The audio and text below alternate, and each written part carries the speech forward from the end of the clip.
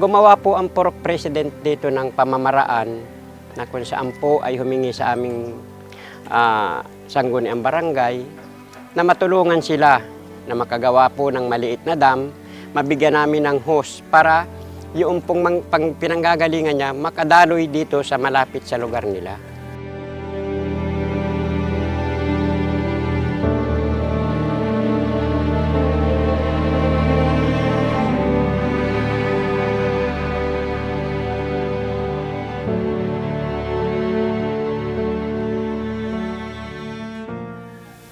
Sa panahon po ma'am ng tag-init, talaga pong hirap kami dito sa tubig. Kasi po ang pinagkukunan lang po namin dito ng tubig is yung pong ginawa naming maliit-liit na dam.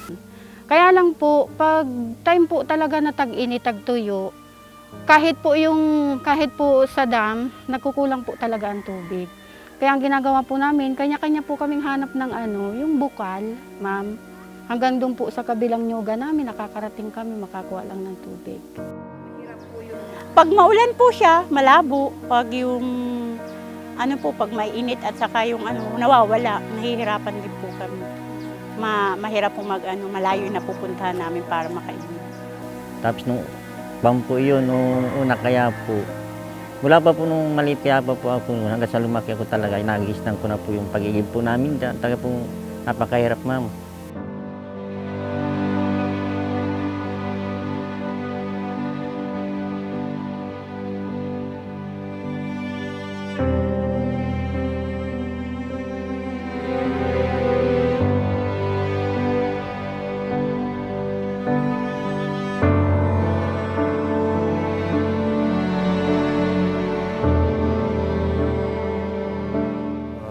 Isa po sa pinaka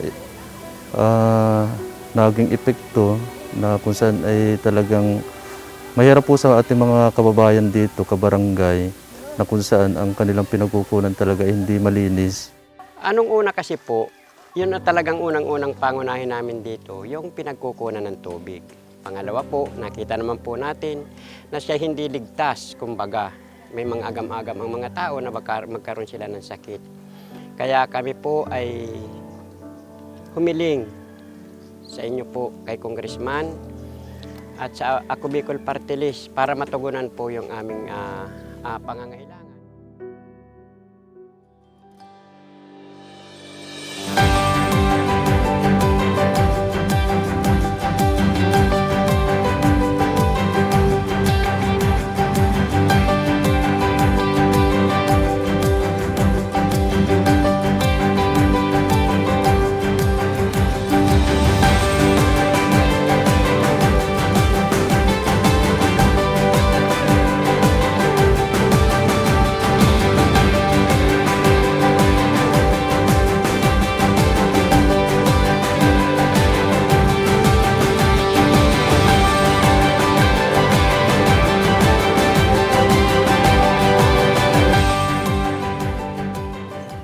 Sa lahat pong nandirito na dumalo sa okasyon natin ito, malugod ko pong inahahandog sa inyo ngayon ang libreng solar water supply level 2 hatid sa inyo ng Ako Bicol para sa buong sitio Igang, Barangay Batol Balane, Paracale. Okay? So, hopefully, congratulations po sa inyo. Alagaan po natin. Pero I insisted po na pumasyal dahil mahal na mahal ko po ang water system, lalo na po ang mga maliliit na ating kababayan na Bicolano na nasa Upland.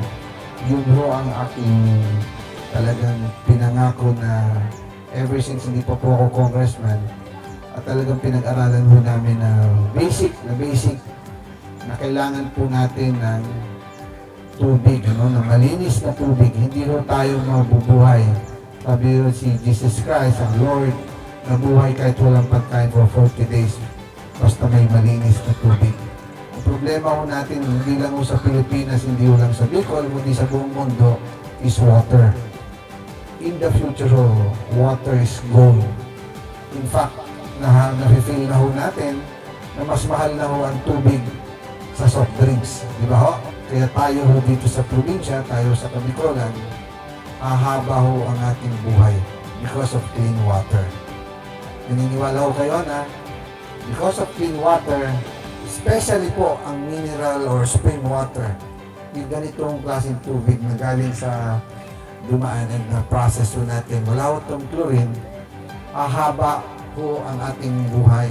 Kaya ang Ako Bicol, ang target ho namin, lahat ng upland, lahat na hindi kayang abutin ng water district, ay yun ho ang prioridad namin. Almost binilang ho namin around 7,000 barangays or 6,000 barangays sa buong Bicol.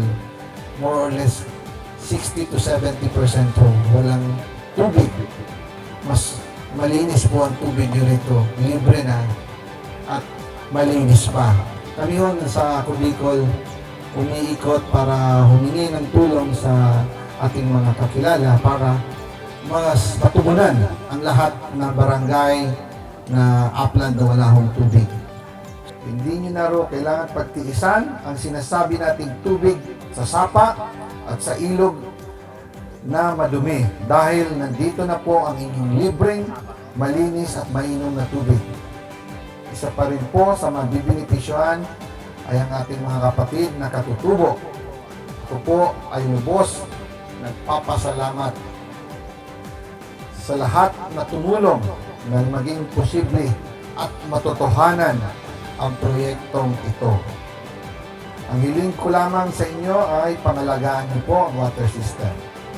At hindi ito hanggang next generation or 25 years po siya.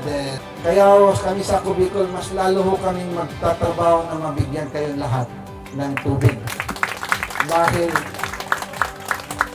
damdam na damdam namin ang inyong pasasalamat.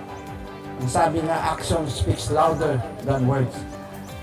Sabi excited kami talaga to visit you.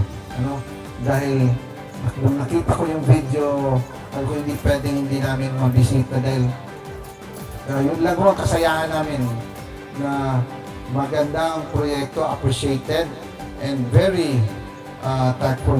Lahat po tayo makakainom na ng malinis na tubig. Again, salamat sa inyo lahat.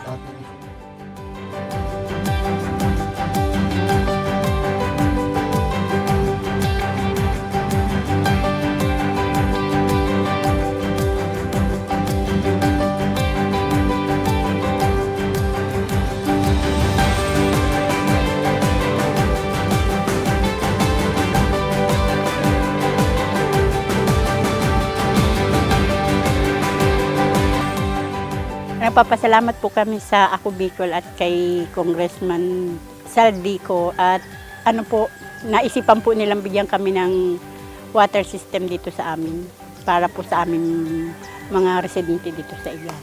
Nagpapasalamat po kami. Kaya po nung maalaman namin na gagawan po yan, sabi namin magaling, maganda at malapit ng tabuan namin. Saka maganda po at may baga po siya ay pwede nang inuman namin ng direktahan. Ay upo ma'am, napakalaki po kasi bukod po sa safety ang inumin, may filter po. Talaga pong dito po sa kabahayan, laking tulong po talaga, lalo na po pag panahon ng tag-init. Hindi na po kami maghahanap ng kung saan-saang bukal para lang kami makakuha ng inumin tubig. Ay malaki po ma'am ang tulong ma'am. Dahil po ma'am, nung magkaroon po ma'am kami nito, nahirapan din ma'am kami mag-ano ng tubig, nagbabalong po ma'am kami dyan para magkatubig. Nung po ma'am magkaroon nito, po ma'am talagang tuwan-tuwa na ma'am kami. Siyempre ma'am, talaga ma'am kahit mainit na siya, sigurado ma'am hindi tumahibas. Kaya grabe po ma'am namin pasasalamat po ma'am sa mga biyayang binigay po ma'am sa amin. Ay grabe po ma'am ang pasasalamat po ma'am namin dahil sa buong barangay siguro po ma'am nasasagupan po ma'am ng Batubalani. Siguro ito ma'am lang po ma'am namin ang meron nito. Unang-una po, sa ngalan po ng pamalaang barangay ng Batubalani, ay kami po ay taos puso nagpapasalamat sa unang-una sa kabutihang loob at napakagandang proyekto ng Ako Bicol Party List sa panguna po ng ating pong mga iginagalang na representante, ang ating pong kagalang-galang Elizalde Co. lubos-lubos po ang amin talagang pasasalamat po sa kay Congressman Elizalde ko at sa Ako Bicol Party List. Dahil nakita naman po natin, unang-una po ang magiging benepisyo po nito, yung mga taga rito mismo o baka yung kalapit na pa naming Purok, mabiyayaan din po nitong nito dahil sapagkat napakalaki naman po. Unang-una po, wala silang pagbabayaran. Yun ang malaking bagay po na pinagpapasalamat ang mga taga rito dahil hindi sila mangangambang magkano po ba kagawad ang contribution natin dyan. Ay ngayon, abot kamay na namin na mapapakinabangan po yung inyong ipinagkaloob sa amin. Nagpapasalamat po kami sa Ako Bicol at kay Congressman sa kanila pong ibinigay na donation po sa amin na water system. Napakalaking tulong po. Kaya nga po nung sabihin po ng aming kapitan na dito ilalagay, tuwan-tuwa po ang mga taga dito, ma'am. Congressman Saldi po maraming salamat po sa inyong ibinigay na proyekto dito sa aming lugar. Lubos-lubos po kaming nagpapasalamat. Nagpapasalamat po ma'am kami kay Congressman Saldi ko po ma'am.